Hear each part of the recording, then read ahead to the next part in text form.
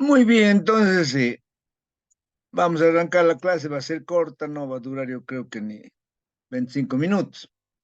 Entonces ahora vamos a ver el tercer tipo de energía que recibe el nombre de energía potencial elástica. Esta energía se la utiliza para efectuar un trabajo cuando nosotros estiramos o comprimimos un resorte. Entonces aquí en la figura estamos mostrando un resorte que está sujeto en el lado izquierdo y en el lado derecho está soldado a un bloque de masa M.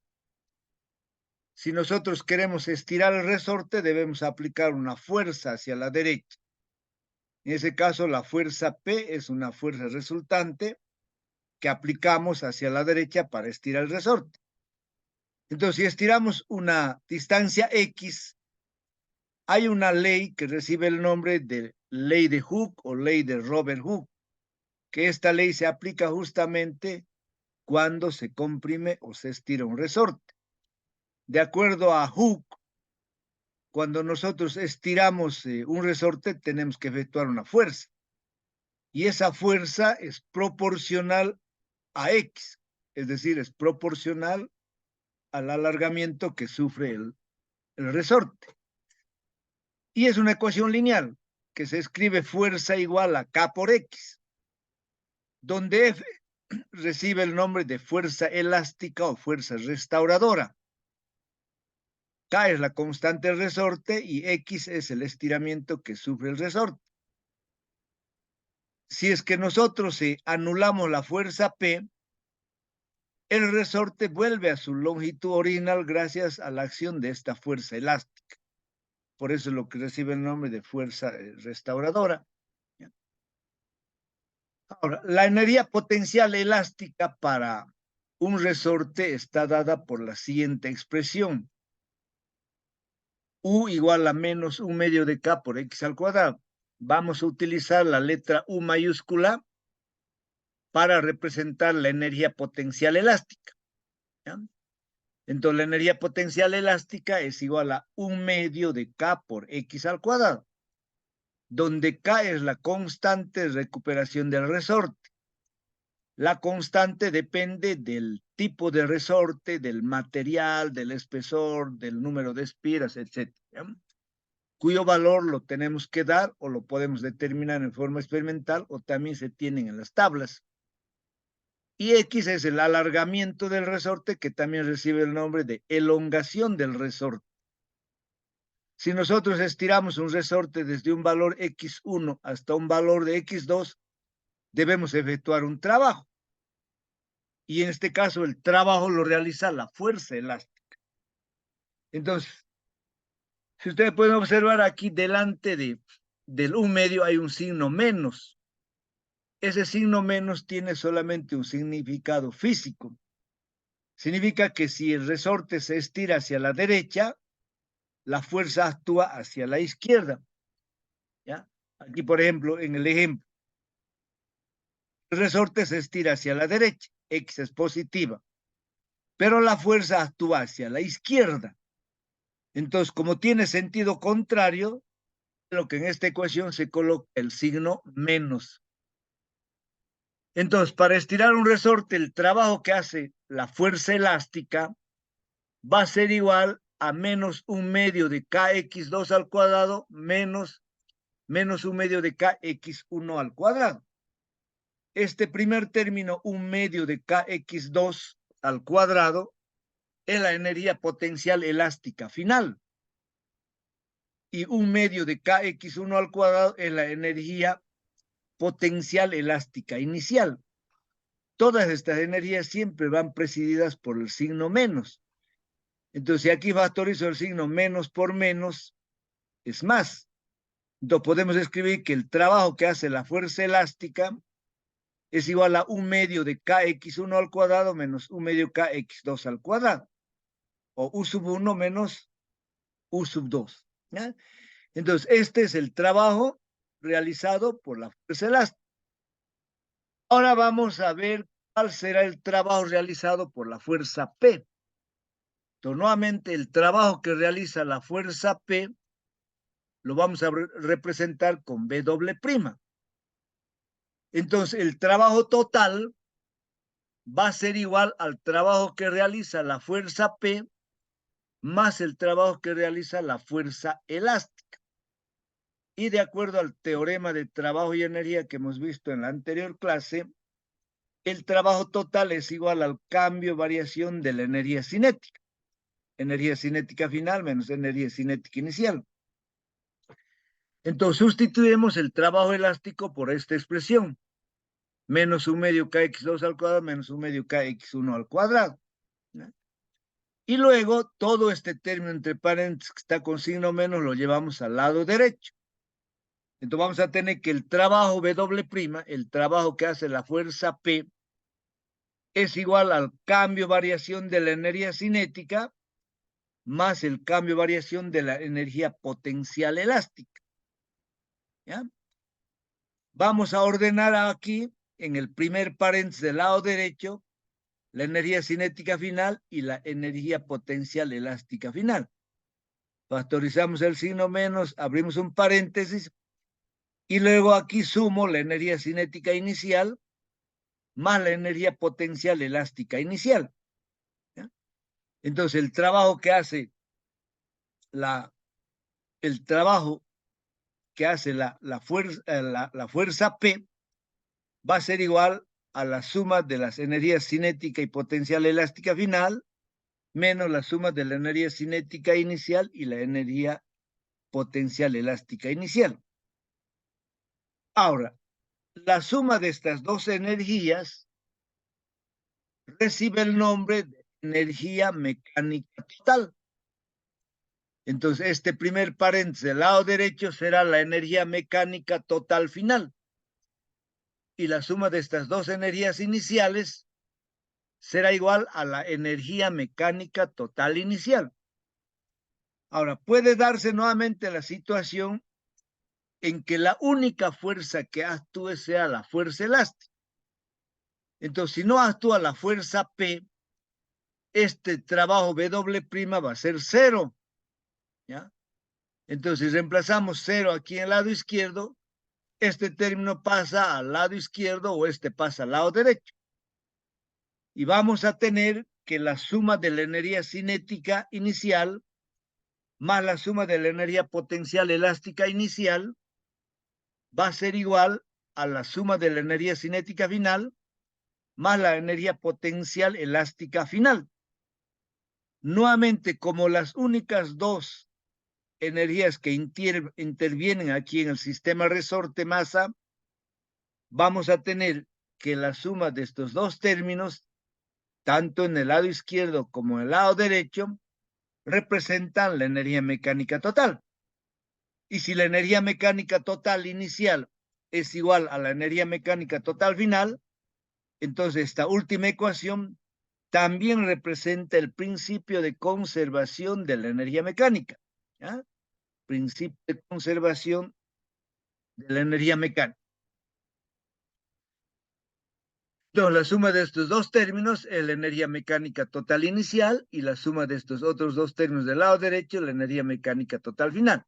Bueno, resumiendo, si en algún sistema, en algún problema, tenemos los tres tipos de energía cinética, energía potencial gravitacional y energía potencial elástica, entonces la energía mecánica total va a ser igual a la suma de los tres tipos de energías. Pero puede darse que en un problema o en un sistema solamente tengamos los dos tipos de energía, digamos, los dos primeros, cinética y potencial gravitacional. Si no hay resorte, no hay esta tercera energía. Entonces la energía mecánica total va a ser la suma de dos. Finalmente puede darse el caso en que no haya ni cinética y ni potencial. En ese caso la energía mecánica total va a ser solamente a la cinética o solamente a la potencia gravitacional o solamente a la elástica. Vamos a ver ahora qué son las fuerzas conservativas. Como su nombre lo indica, las fuerzas conservativas son las que conservan la energía. Por ejemplo, el trabajo realizado por el peso de un cuerpo por la fuerza gravitacional es independiente de la trayectoria y depende solamente de los estados final y de los estados inicial. Como ese trabajo depende de la energía potencial gravitacional, entonces ese trabajo va a depender solamente de la energía potencial gravitacional inicial y de la energía potencial gravitacional final. Cuando solamente actúan fuerzas gravitacionales sobre un sistema, sobre un cuerpo, la energía mecánica total permanece constante, es decir, se conserva. Por esa razón, las fuerzas gravitacionales y las fuerzas elásticas reciben el nombre de fuerzas conservativas, ¿ya? Entonces, las fuerzas elásticas y las fuerzas gravitacionales son fuerzas conservativas. ¿Por qué? Porque conservan la energía. En cambio, otras fuerzas reciben el nombre de fuerzas disipativas. Reciben el nombre de fuerzas disipativas porque estas fuerzas disipan la energía o lo transforman en otro tipo de energía. Cuando el trabajo es realizado por una fuerza de rozamiento, ese trabajo depende de la trayectoria. ¿Por qué? Porque a mayor trayectoria o a mayor camino recorrido, mayor será el trabajo que hace esa fuerza de rozamiento, ¿ya? Ahora, cuando actúan fuerzas de rozamiento, no se cumple el principio de conservación de la energía mecánica. Por esta razón se dice que las fuerzas de rozamiento son fuerzas disipativas. ¿Por qué? Porque no conservan la energía. Veamos el concepto de potencia. La potencia se define como la rapidez de efectuar un trabajo. Mientras más rápido se efectúe un trabajo, diremos que se ha efectuado una mayor potencia. Por lo tanto, la potencia será el trabajo por unidad de tiempo o el trabajo sobre tiempo. La potencia media lo vamos a representar con una P mayúscula y su raya arriba. La potencia media se define como el trabajo desarrollado sobre el tiempo transcurrido, ¿ya? El trabajo desarrollado ha de ser a un cambio o variación del trabajo. Trabajo final menos trabajo inicial, pudiendo ser el trabajo inicial igual a 0, ¿no? El tiempo transcurrido será también un tiempo total, que será T2 menos T1, pudiendo ser T1 también 0. Entonces definimos a la potencia media como delta W sobre delta T. Delta W es el trabajo desarrollado y delta T el tiempo transcurrido. Ahora, utilizando el cálculo diferencial, también se encuentra una potencia instantánea. Entonces, la potencia instantánea es igual al límite de delta W sobre delta T cuando delta T se acerca a 0. Si el valor de delta T se acerca a 0, de acuerdo al cálculo diferencial, se convierte en la derivada. Y por lo tanto, la potencia instantánea se define como la derivada del trabajo respecto al tiempo. En cuanto a las unidades de potencia, en el sistema internacional la unidad de trabajo es el julio y la unidad del tiempo es el segundo. Un julio sobre un segundo recibe el nombre de watt y se lo abrevia o se lo simplifica, se lo representa simplemente con W mayúscula. Hay otra unidad mayor que recibe el nombre de kilowatt. Un kilowatt es igual a 1000 watts.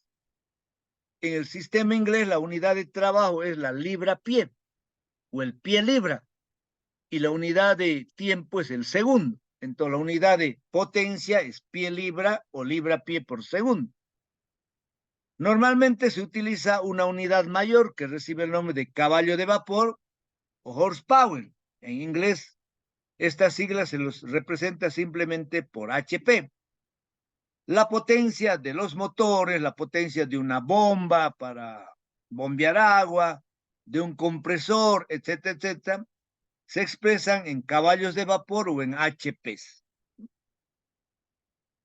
Finalmente, hay una relación entre la potencia y la velocidad. Si nosotros tenemos un cuerpo que se mueve sobre una superficie horizontal bajo la acción de una fuerza constante, si la fuerza y el desplazamiento tienen el mismo sentido y dirección, el trabajo va a ser simplemente F por D, fuerza por distancia. La potencia, hemos dicho que es el trabajo sobre el tiempo. El trabajo es F por D sobre T. Pero D sobre T, la distancia sobre el tiempo, es la velocidad. Por lo tanto, la potencia va a ser también igual a la fuerza por la velocidad. ¿Ya? Bueno, finalmente, para terminar este capítulo, voy a dar una pequeña explicación acerca de las máquinas simples. Quiero comunicarles de que, bueno, les mandé un mensaje ya por WhatsApp, que todo el tema ya está en el Moodle, ¿no? Está la diapositiva, contenidos, objetivos, está el texto y también ya está el práctico de este capítulo 6. Al final del capítulo 6 se ha destinado entre 10, no sé si son 10 o 12 hojas, para una explicación de las máquinas simples. Está la explicación del funcionamiento de cada máquina, como también un ejemplo, cómo se efectúa el cálculo de un problema así muy sencillo. Esta parte de máquinas simples no entra al examen, no entra. Esto podemos decir que es parte de nuestra cultura, digamos. ¿Por qué? Porque las máquinas simples son herramientas o instrumentos o dispositivos que nosotros lo utilizamos prácticamente todos los días, ¿ya? Entonces, todos nosotros debemos saber cómo funciona una máquina simple, ¿ya? Entonces, una máquina simple no es nada más que un dispositivo que nos permite aumentar la magnitud de una fuerza o aumentar el trabajo.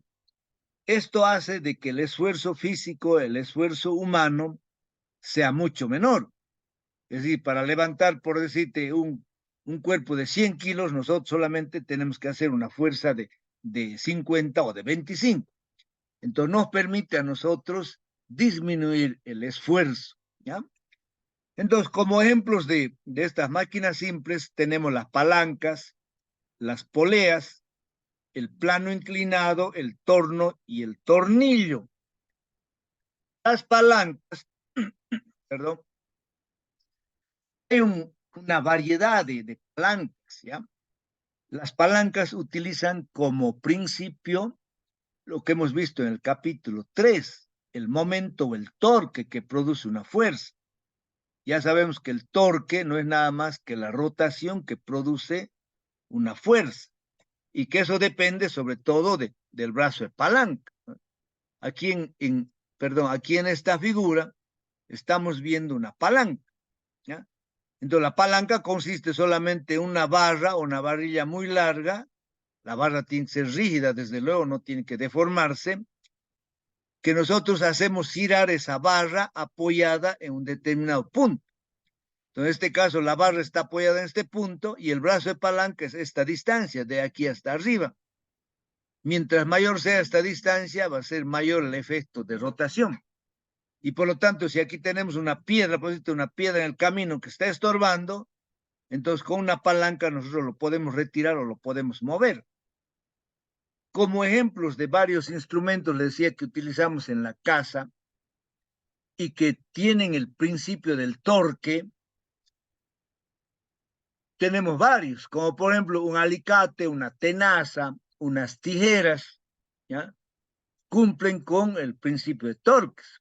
Tenemos aquí una caña de pescar, una carretilla, el rompenueces, aquí un sub y baja, aquí tenemos una perforadora, aquí tenemos un martillo, etcétera, etcétera. Entonces los ejemplos son sin números de palancas. Esto es una palanca, ¿no? Que nos permite, como les dije, aliviar una fuerza. Luego tenemos las famosas poleas. Hemos visto en la resolución de los problemas del capítulo 5, poleas fijas y poleas móviles.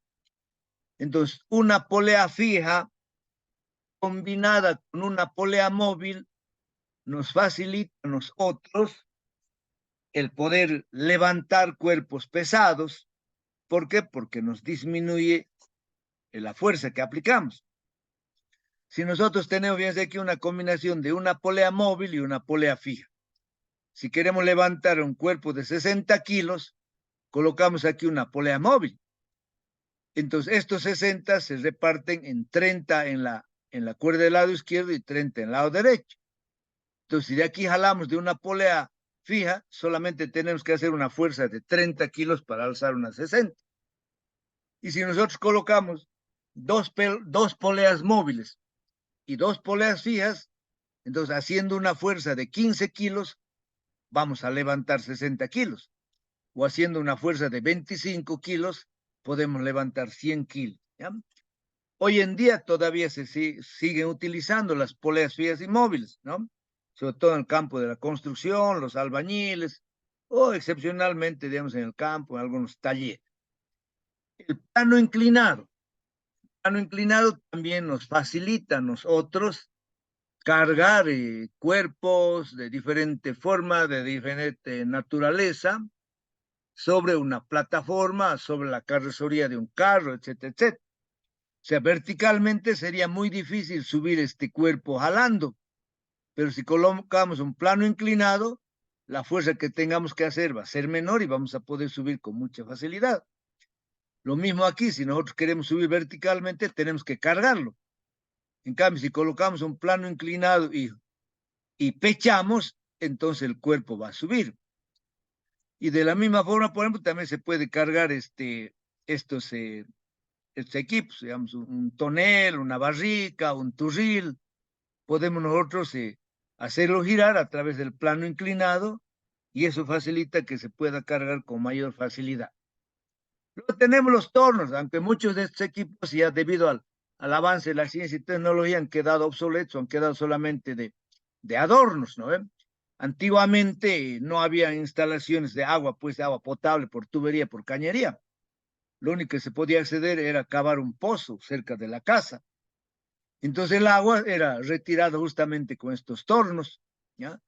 Hoy en día también en algunas partes se sigue utilizando o han quedado, como les decía, de adorno. Realmente tenemos el tornillo. El tornillo desde un tornillo, del tornillo más simple que ustedes puedan conocer para sujetar algo en la pared, para empotrar, un tornillo con su tuerca, para ajustar, para unir dos piezas, etcétera, etcétera. ¿Ya? Entonces, es una herramienta también que nos permite, nosotros podemos utilizar este torno para juntar dos piezas que difícilmente podíamos hacerlo en forma manual. Este es un tornillo muy antiguo que también recibe el nombre tornillo sin fin. Se lo utilizaba para sacar agua, porque aquí se empieza a dar vueltas y el tornillo gira infinitas veces. Nunca se termina. Y de tal manera que el agua se va extrayendo. También hay algunas gatas antiguas para elevar los automóviles. Han debido ver que también funcionan con gusanos sin fin. Damos vueltas y vueltas y bueno, se va elevando una plataforma de tal manera que se puede elevar el auto para cambiar las llantas. ¿Ya? Bueno, entonces, mis queridos alumnos, con eso damos por terminado el capítulo 6. Como les decía, la otra semana, yo pienso que lunes, ya más tardar, se va a arreglar este problema de la universidad. Y por lo tanto, directamente vamos a volver a las clases presenciales. Ya vamos a hacer problemas del capítulo 6. ¿Listo? ¿Alguna pregunta que quieran hacerlo?